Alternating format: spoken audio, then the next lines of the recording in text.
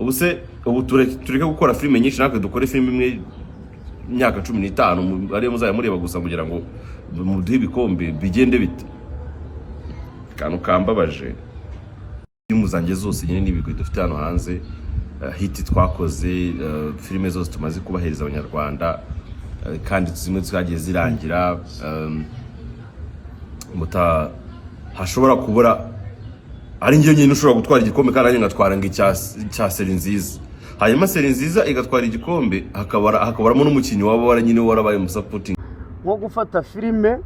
ya Kiramani akaba ari uhemba warangiza ukamuhereza 200,000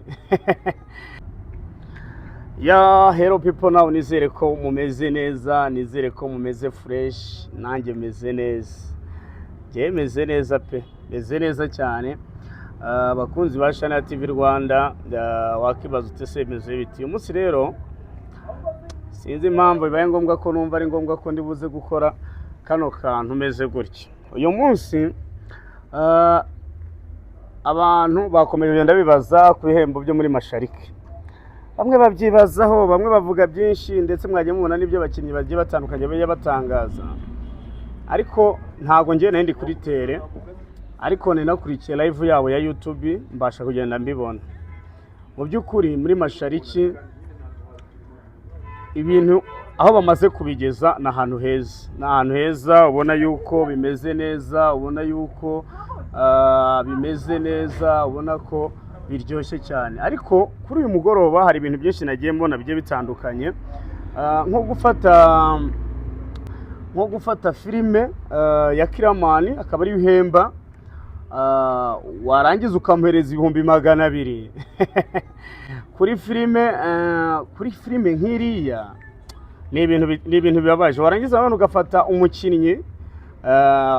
wenda witwaye neza ukamuha 500,000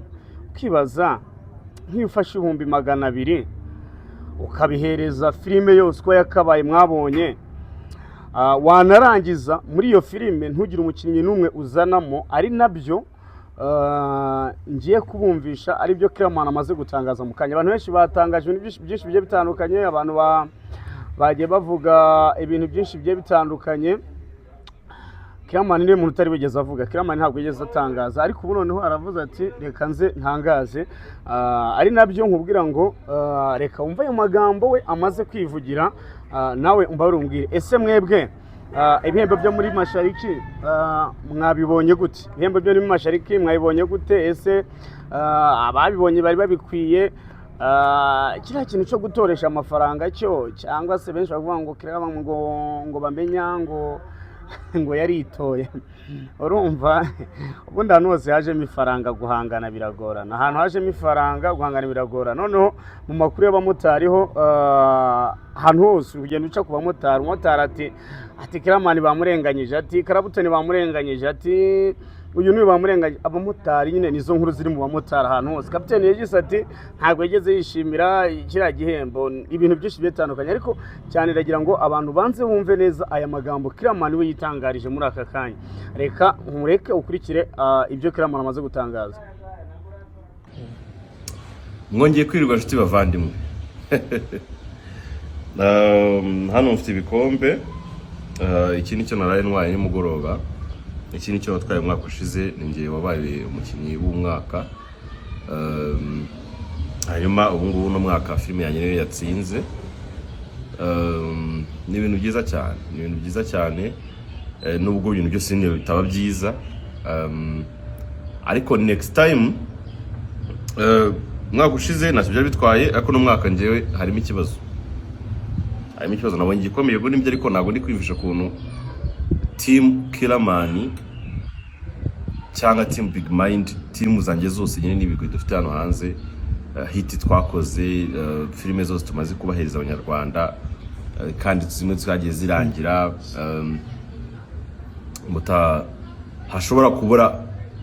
ari ngiyo nyine ushobora gutwara igikombe kandi ngatwara ngicya Seri Nziza hanyuma Seri Nziza igatwara igikombe hakabaramo n'umukinnyi waba wara nyine warabaye mu supporting mwiza warabaye nyine ubaze ko muri team yanjye yose nyine natwaye igikombe nyakse bikomeje baravuga ngo muzamenya agaciro kacu dufite muri cinema bizaba byiza. Reba hit zose umuntu yakoze, reba akazi kose umuntu aba yaratanze, ariko utamu azashizemo n'ikimu producer mwiza, umuntu watanze akazi guti gikombe kiburamo ko urubyiruko rukeneye akazi, bikajya binadufasha kujya abantu badusaba n'akazi tukabaha akazi tuvuga ati reka duharanire ko abantu babona akazi ari benshi, wenda ubutaha tuzanabishimirwa. Ko byajya binatumotiva umuntu akavuga ati bana muri badusaba ngo mwadusize muri filime tukajya tubashiramo byoroshye, ikintu tukazareba buzakinwa noneho ariko nari bi nyabashimira abafana banjye mwakunze The Devil yaraye itwaye igikombe na filime nziza y'umwaka, ariko